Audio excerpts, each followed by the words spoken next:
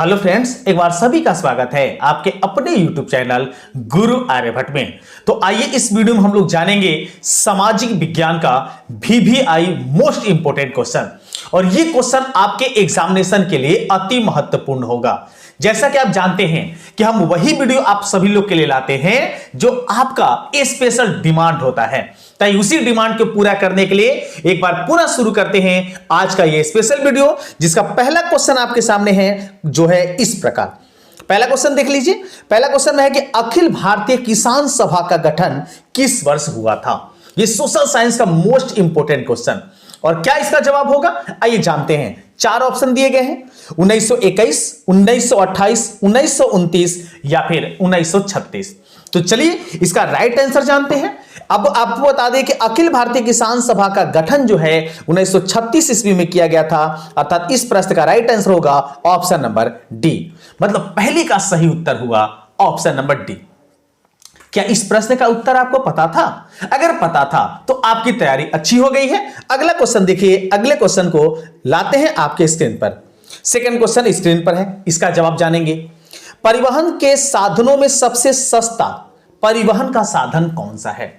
सड़क, जल, रेल या फिर वायु? देखिए, वायु तो ऐसे होगा नहीं, क्योंकि वायुयान से यात्रा करना काफी कठिन बना या कह सकते काफी महंगा होता है, तो ये तो होगा नहीं। रेल, जल या सड़क, इसमें आप समझ सकते हैं, इसको आप अनुमान लगा सकते हैं। तो इसमें जल का जो साधन है वो सबसे अभी सस्ता है। मतलब परिवहन के साधनों में जल का जो साधन है वो सबसे सस्ता है। मतलब इसमें हम बढ़ेंगे ऑप्शन नंबर बी। याद रखें कि सड़क और रेलवे से भी ज्यादा सस्ता आपका जल का साधन है, क्योंकि जल के साधन सभी जगह मौजूद नहीं है। तीसरा प्रश्न स्क्रीन पर है, तीसरे का जवाब जानेंगे एक बार। भारत के किस राज्य की प्रति व्यक्ति आय सबसे कम है? सबसे कम बताना है कि प्रति व्यक्ति आय जो है वो सबसे कम है। सबसे अधिक की अगर बात की जाए तो सबसे अधिक के बारे में हम बात कर देते हैं, आपको बता देते हैं, ये पटना का है। सबसे अधिक की अगर बात किया जाए तो पटना का होगा, लेकिन सबसे कम यहां पूछा गया है बिहार, पंजाब, हरियाणा, गोवा। चलिए, ऐसे बिहार में पूछा जाएगा तो सबसे ज्यादा पटना का है, और सबसे ज्यादा अगर पूछा जाएगा पूरे देश में तो आपके महाराष्ट्र का है। यह भी बात आप याद रखेंगे, महाराष्ट्र का। तो सबसे कम कहां है ये बता देना है। तो सबसे कम हमारा प्रति व्यक्ति आय बिहार का ही है। ऑप्शन ए जो होगा इस तीसरे प्रश्न का सही उत्तर होगा। अगला क्वेश्चन चौथे नंबर में है, इसको तो सभी लोग जवाब दे देंगे। ये इतिहास का क्वेश्चन आ गया आपके सामने, और इसका तो हम जानते हैं सारे लोग बता पाएंगे क्या आंसर होगा। आइए देखते हैं। जर्मनी के एकीकरण के लिए कौन उत्तरदायी था? मतलब जर्मनी का एकीकरण जो किया गया था वो किसकी देखरेख में किया गया था? काउंट काबूल, बिस्मार्क, गैरीबाल्डी या फिर मेजनी? तो जर्मनी के एकीकरण में सबसे बड़ा योगदान बिस्मार्क का था। मतलब चौथे में हम बढ़ेंगे ऑप्शन नंबर बी के साथ, बिस्मार्क इज राइट आंसर। और बिस्मार्क ने ही रक्त और लौह की नीति अपनाई थी, जिसके द्वारा एक जर्मनी का एकीकरण जो था वो संभव हो पाया था। अगला प्रश्न देखते हैं, पांचवें नंबर में आ गया है स्क्रीन पर। पांचवें का एक बार जवाब देने का सभी लोग प्रयास करेंगे। पांचवा क्या है देखते हैं। बोकारो इस्पात संयंत्र किस देश के सहयोग से खोला गया था? बोकारो जो स्टील सिटी है, जिसको बोकारो इस्पात सेंटर के नाम से भी जानते हैं, ये किसके सहयोग से, किस देश के प्रयोग से या किस देश के हेल्प से खोला गया था? इस प्रश्न में ये बताना था। जर्मनी, ब्रिटेन, रूस या फिर अमेरिका? तो पांचवें में बता दें कि यह खोला गया था रूस के हेल्प से। ऑप्शन सी जो होगा राइट आंसर होगा। ऐसे याद रखेंगे कि आपका जो उपग्रह का क्षेत्र है, आकाशीय पिंडों के जो क्षेत्र है, उसमें सबसे ज्यादा अपने देश को सहयोग करने वाला भी देश है वो रूस ही है। छठा देख लेते हैं। भारत छोड़ो आंदोलन का प्रसिद्ध नारा क्या था? भारत छोड़ो आंदोलन का प्रसिद्ध नारा क्या था? भारत छोड़ो आंदोलन यह चलाया गया था सन 1942 ईस्वी में, और सन 1942 ईस्वी में चलाया गया, और उसके बाद हमारे देश को अंग्रेज छोड़ के 15 अगस्त 1947 को भाग गए। तो ये जो नारा दिया गया था उसमें ये क्या दिया गया था? तो उसमें नारा दिया गया था महात्मा गांधी के द्वारा, करो या मरो। या तो करो करो मतलब अपने देश को आजाद करो या फिर मरो। ये नारा दिया गया था हमारे देश के बापू का, मतलब प्रधानमंत्री महात्मा गांधी का। इसलिए इसका राइट आंसर होगा ऑप्शन नंबर बी। 7वां प्रश्न स्क्रीन पर है, इसका जवाब एक बार देने का प्रयास करेंगे। भारत में Tata hydro electric power station की स्थापना कब हुई? टाटा इलेक्ट्रो, जैसे कि आप जानते हैं कि इस पर जो भी आपको बताया जा रहा है ये सब आपके एग्जामिनेशन के लिए महत्वपूर्ण है। तो हाइड्रो इलेक्ट्रिक पावर स्टेशन कहां के कब स्थापना हुई है? 1910 में, 1907 में, 1951 में या फिर 1962 में? तो आपको बता दें कि 7वें का जो आपका राइट आंसर होगा ये हो जाएगा ऑप्शन नंबर डी, 1962 में। मतलब हाइड्रो इलेक्ट्रिक पावर की स्थापना हुई है सन 1962 ईस्वी में। 8वां का जवाब जानेंगे। डॉक्टर मेघा पाटकर घनिष्ठ रूप से जुड़ी हैं। डॉक्टर मेघा जो पाटकर हैं वो घनिष्ठ रूप से किससे जुड़ी है, किस विभाग से? ऑप्शन है गंगा बचाओ आंदोलन से, टून घाटी आंदोलन से, नर्मदा बचाओ आंदोलन से या साइलेंट घाटी आंदोलन से। तो चलिए इसके बारे में हम जानते हैं। इसका राइट आंसर 8वें का हो जाएगा नर्मदा बचाओ आंदोलन से। मतलब डॉक्टर मेघा पाटकर का घनिष्ठता से संबंध जो है वो ऑप्शन सी नर्मदा बचाओ आंदोलन से होगा। 9 को देखते हैं। 9 क्या है? गोल घर का निर्माण कब हुआ? जो आप लोग पटना में गोल घर घूमने कभी गए होंगे तो पटना का जो गोल घर है वास्तव में एक प्रकार का अनाजों का भंडार है, अर्थात अनाजों को रखने का एक घर बनाया गया था अंग्रेजों के द्वारा। तो ये कब स्थापित किया गया था, इसका निर्माण कब हुआ है, ये इस प्रश्न में बताना है। ऑप्शन है 1757, 1764, 1786 या फिर 1857। देखिए ये दोनों ऑप्शन एक जैसे हैं, 57 और ऐसे अगर ऑप्शन मिलेंगे और इसमें से अगर आप सिलेक्ट कर लेते हैं तो आपको जवाब जल्दी मिल जाएगा। ऐसे चलिए 9वीं का हम बता देते हैं। 9वीं का राइट आंसर ये दोनों में से कोई नहीं होगा बल्कि होगा 1786 ईस्वी, अर्थात 1786 ईस्वी में हमारा गोल घर पटना में जो है उसे बनाया गया था। चलिए 10वां का प्रश्न का जवाब देने का प्रयास करेंगे। 10वां प्रश्न क्या है? भारत में सबसे पुराना तेल का भंडार कहां है? भारत में बताना है, अपने राज्य में नहीं बताना है। बॉम्बे हाई, अंकलेश्वर, नौगांव या फिर डिगबोई। ऐसे डिगबोई जो है असम में है और बंबई हाई जो है आपके मुंबई शहर में है। और ये दोनों के नाम ज्यादा प्रचलित नहीं है। तो 10वें में आपको बताना है तो 10वें का राइट आंसर होगा सबसे ज्यादा प्रचलित डिगबोई असम में जो है, यही हमारे तेल का सबसे पुराना शोध कारखाना है। मतलब डी इज राइट आंसर। 11 को देखा जाए। निम्नलिखित में कौन सी प्राकृतिक आपदा नहीं है? ऐसे ऐसे क्वेश्चन आपदा वाले तो दम आराम से आपको पकड़ने में आ जाएंगे। हम जानते हैं ऐसे क्वेश्चन का दम गर्दा उड़ा देंगे हम सभी। सुनामी, बाढ़, हिमस्खलन या फिर युद्ध। तो इसमें देखिए ये तीनों के तीनों आपके मिल रहे हैं, लेकिन युद्ध जो है ये तो प्राकृतिक रूप से नहीं ना होता है, ये कृत्रिम रूप से, मतलब मानव अपने से युद्ध करता है। मतलब इस प्रश्न का मेरा राइट आंसर होगा वो हो जाएगा ऑप्शन नंबर डी। 12 का जवाब जानते हैं। सबसे उत्तम किस्म का कोयला होता है। ये कई बार हम आपको बता चुके हैं और एक बार फिर से इस सेट में, इस मॉडल में आपके सामने क्वेश्चन आ चुका है। तो सबसे उत्तम किस्म का जो कोयला होता है वो होता है एंथ्रासाइट। और इसी में जान जाइए कि सबसे निम्न किस्म का जो कोयला होता है वो आपका होता है पीट। तो मेरा इस प्रश्न का राइट आंसर होगा ऑप्शन नंबर सी, जिसमें कार्बन की प्रतिशत मात्रा जो होती है वो लगभग 85 से 95% तक होती है। अगला क्वेश्चन लिख लेते हैं आपके सामने 13 नंबर में। 13 का एक बार जवाब जानेंगे। प्रश्न है निम्न में से कौन सी स्थिति लोकतंत्र की सफलता के लिए सबसे आवश्यक है? जैसे लोकतंत्र, जैसे अभी जो है हमारे देश में भाजपा की सरकार है, तो जो लोकतंत्र जो चलाया जा रहा है अपने देश में, इस लोकतंत्र की सफलता के लिए सबसे आवश्यक चीजें क्या है ये बताना है। ऑप्शन है मजबूत जनमत, निरक्षर नागरिक, मजबूत सेंसर बोर्ड या नियंत्रित मीडिया और प्रेस। अगर थोड़ा सा दिमाग लगाएंगे तो इस प्रश्न का आपको उत्तर मिल जाएगा।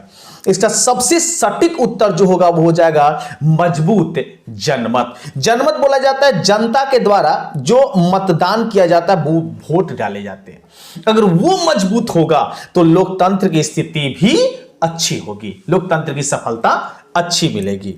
मतलब इस प्रश्न का राइट आंसर होगा ऑप्शन नंबर ए। 14 को देखते हैं। 14 हमारे पास है कि नदियों में बाढ़ आने का प्रमुख कारण क्या है।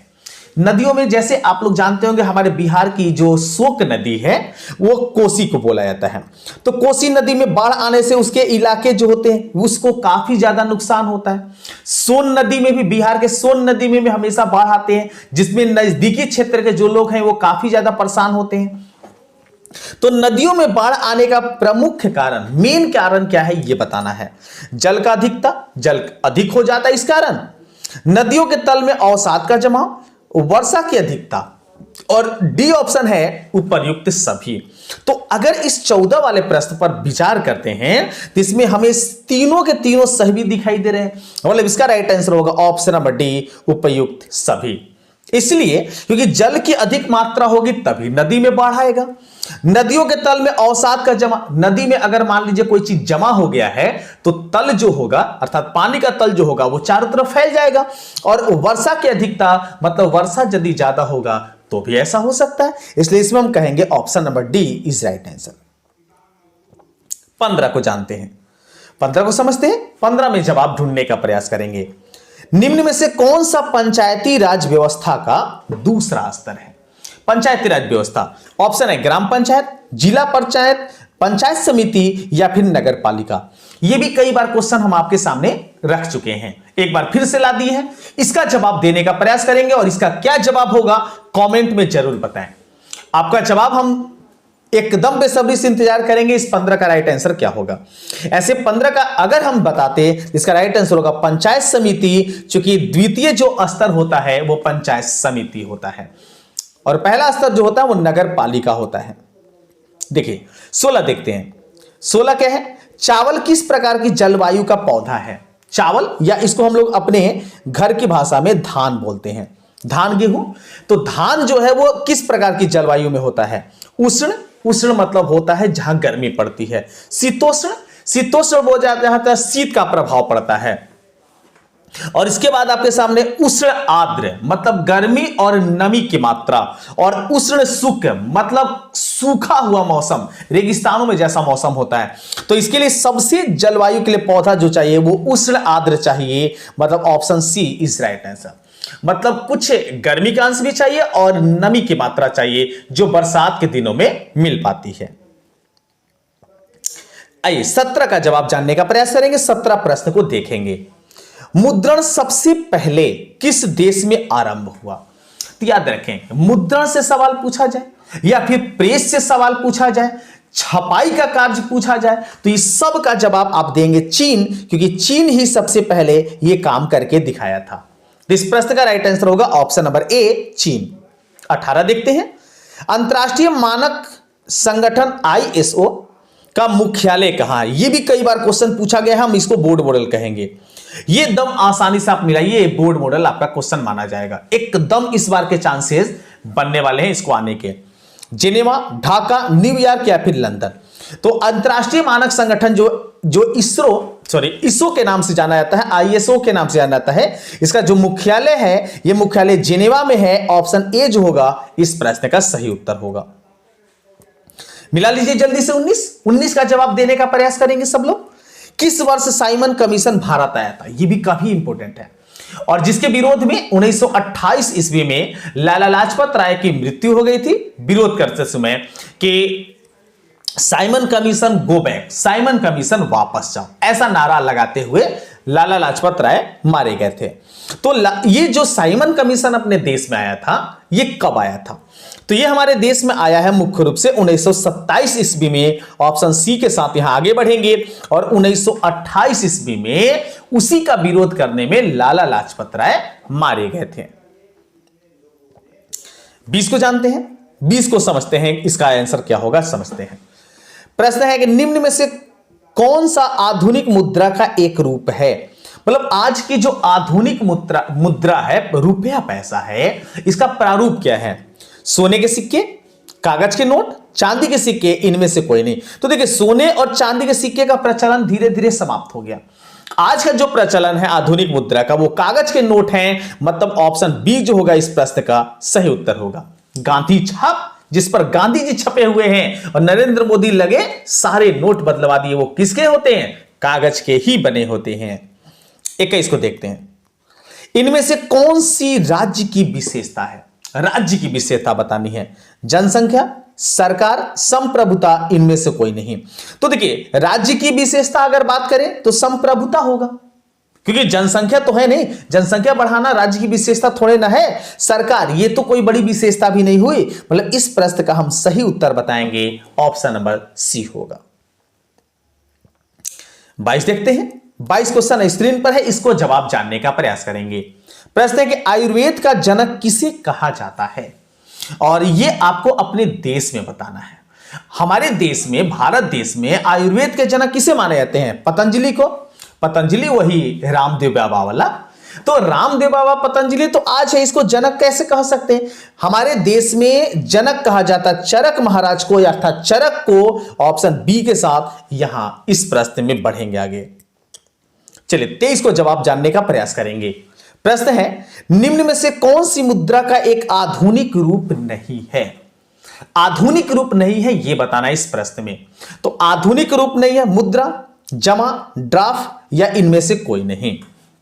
तो इसमें अगर आधुनिक रूप पूछे तो ये सभी आपके आधुनिक रूप हैं। ड्राफ्ट भी चलता है, उसके बाद मुद्रा तो चलता ही है, नोट वगैरह, सिक्के वगैरह तो चलते ही हैं, और जमा और निकासी का कार्य तो ये किया ही जाता है। तो मतलब इसमें से सभी के आधुनिक रूप हैं। इसका राइट आंसर होगा ऑप्शन नंबर डी, इनमें से कोई नहीं। अगले प्रश्न को देखते हैं। अगला प्रश्न स्क्रीन पर है जो 24 नंबर में है, इसको समझ के जवाब देंगे। 95 स्थापनाएं किसकी रचना है? 95 स्थानीय रचना जो है वो किसकी है? ऑप्शन हम मिलेंगे 4, Martin Luther, Karl Marx, Woodrow या फिर द्वारकानाथ टैगोर। तो आपको बता दें कि 24 का आपका जो राइट आंसर होगा वो हो जाएगा option number A, Martin Luther is right answer. Option A के साथ यहां बढ़ेंगे आगे। 25 देखते हैं। भारत में सबसे लंबा बांध कौन सा है? काफी अच्छा क्वेश्चन और फेमस क्वेश्चन, और ये एग्जामिनेशन में आने की संभावना मानी जाएगी एकदम। ऐसे तो सारे क्वेश्चन इंपोर्टेंट है, लेकिन ये जो है, ये सब क्वेश्चन ये सिलेक्टेड है, ये प्रत्येक साल पूछ दिए ही जाते हैं। भारत में सबसे लंबा बांध, तो भारत का सबसे लंबा जो बांध है वो हीराकुंड बांध है, जो बना हुआ है, हीराकुंड बांध है जो बना हुआ है आपके बी ऑप्शन के साथ ये बना हुआ है। चलिए इसको हम कमेंट में बता देंगे, इसका राइट आंसर क्या होगा, थोड़ा सा दिमाग में नहीं आ रहा है। 26 देखते हैं। इनमें से कौन आर्थिक विकास क्षेत्र से संबंधित है? आर्थिक विकास क्षेत्र से संबंधित है, तो आर्थिक विकास जिसमें रुपए पैसे की ज्यादा विकास होता है। ऑप्शन है कृषि क्षेत्र, उद्योग क्षेत्र, सेवा क्षेत्र या फिर सहकारी क्षेत्र। तो 26 में अगर बात करते हैं तो 26 जो होगा इसका आपका राइट आंसर हो जाएगा, वो हो जाएगा ऑप्शन नंबर डी, सहकारी क्षेत्र। सहकारी क्षेत्र के साथ पढ़ेंगे आगे। 27 देखते हैं। इनमें कौन बहुराष्ट्रीय कंपनी है? बहुराष्ट्रीय कंपनी किसको बोलते हैं? तो वैसी कंपनी जिसका प्रभाव देश के विभिन्न हिस्सों में या विदेशों में भी उसका प्रभाव होता है, विदेश के कई देशों में अपना जमाव किया है, व्यापार करता है, उसको हम बहुराष्ट्रीय कंपनी के नाम से जानते हैं। ऑप्शन है एलजी, सैमसंग, कोका कोला और इनमें से सभी। तो देखिए इसमें से जितने भी आपके ऑप्शन दिए गए हैं ये सभी के सभी सही हैं, इसलिए हम कहेंगे इनमें से सभी इज राइट आंसर, अर्थात ऑप्शन डी जो होगा इसका करेक्ट आंसर होगा। एलजी भी बहुराष्ट्रीय कंपनी है, सैमसंग भी है और आपका कोका कोला भी है। 28 देखते हैं। 28 प्रश्न स्क्रीन पर है। आजकल मुद्रा का कौन सा रूप अधिक प्रचलन में है? मुद्रा से तीसरा क्वेश्चन मिला आपको इस सेट में। जो रुपए पैसा उसका सबसे ज्यादा प्रचलन कौन सा है? धात्विक मुद्रा नहीं, धातु का मुद्रा थोड़े ना प्रचलित है। सोने के सिक्के ये भी नहीं। पत्र मुद्रा, पत्र मुद्रा बोला जाता है पैसे को, नोट को, और उपयुक्त सभी। तो इसमें हम सही कहेंगे ऑप्शन नंबर सी को।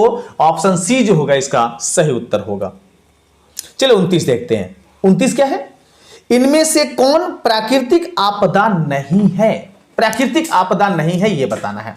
प्राकृतिक आपदा नहीं का मतलब ये आपदा जो होगा वो कृत्रिम होगा, मानव के द्वारा उत्पन्न किया गया होगा। तो मानव के द्वारा उत्पन्न किया गया कौन सा है? आतंकवाद। मतलब इस प्रश्न में बढ़ेंगे ऑप्शन नंबर सी के साथ। 30 को जानते हैं। 30वां प्रश्न को देखते हैं। निम्नलिखित में किस नदी को बिहार की शोक कहा जाता है? आ गया प्रश्न, और इसका जवाब हमें पता है, सब लोग दे देंगे एकदम कंठस्थ तरीके से याद है सभी को, कोसी नदी होगा, option C is right answer.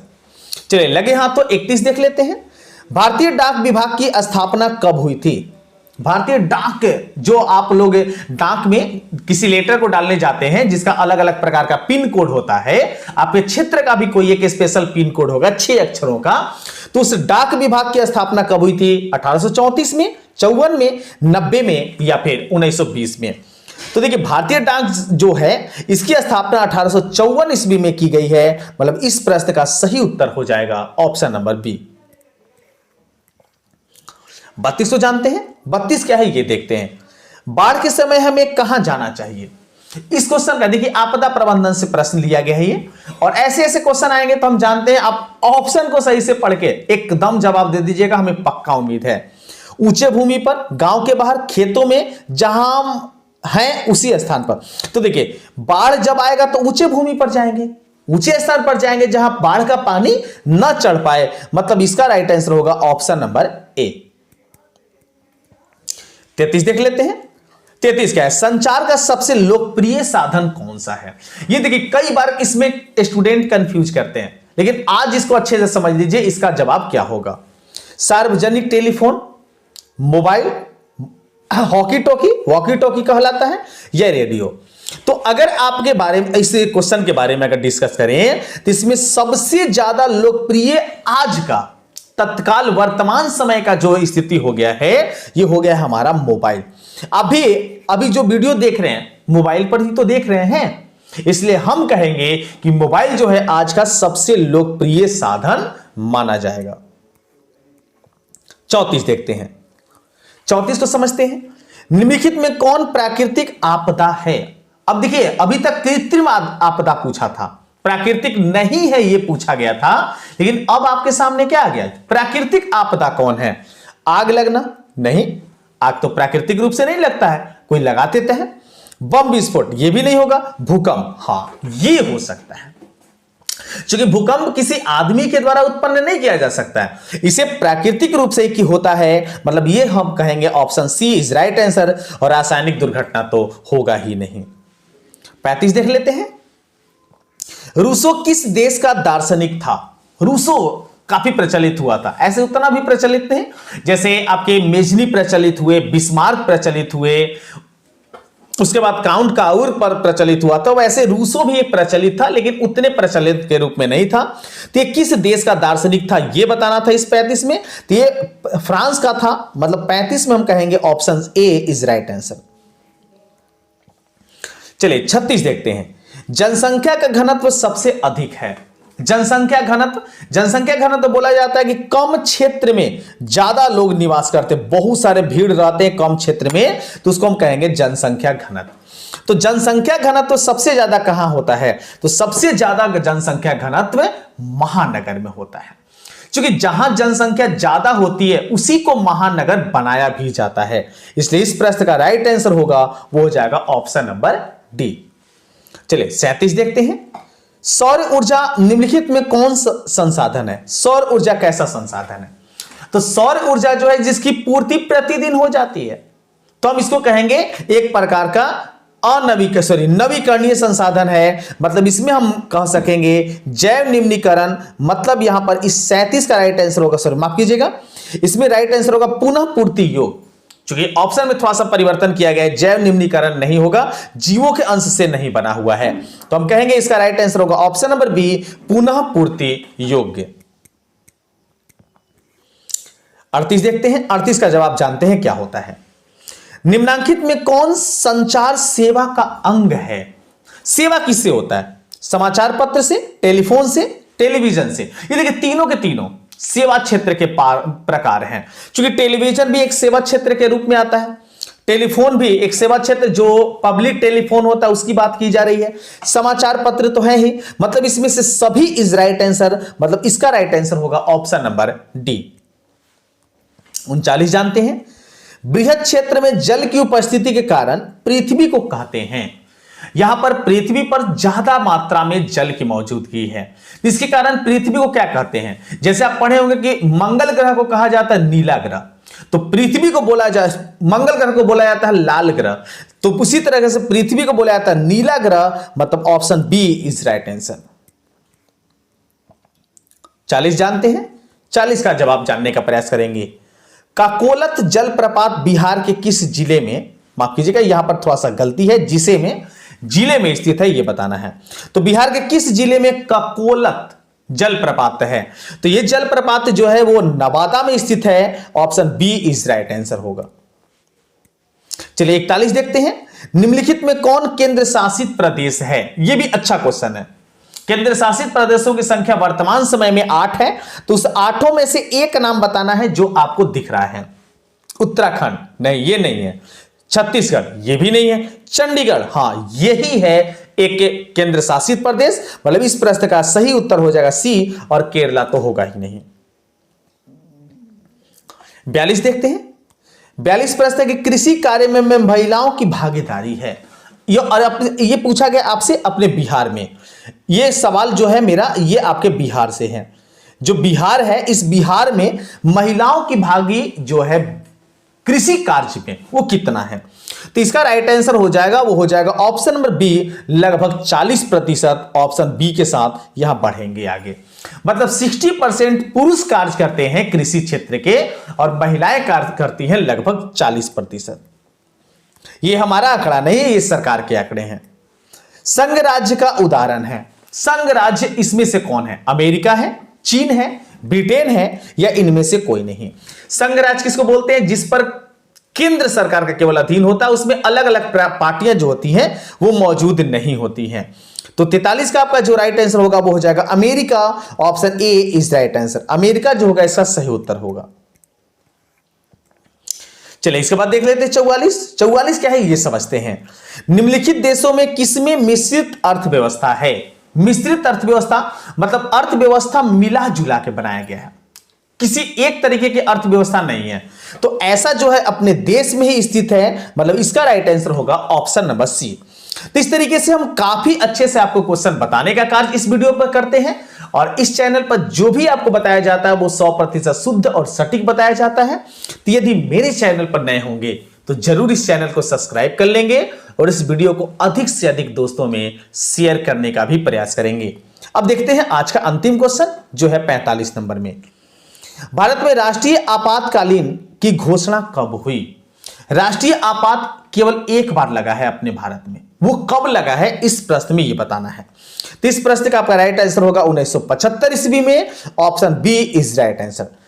तो इस वीडियो में इतना ही। उम्मीद करते हैं वीडियो काफी ज्यादा आपको पसंद आया होगा। अगले वीडियो में कुछ और नए टॉपिक के साथ पुनः हम आपके सामने उपस्थित होते हैं। तब तक सभी को वंदे मातरम।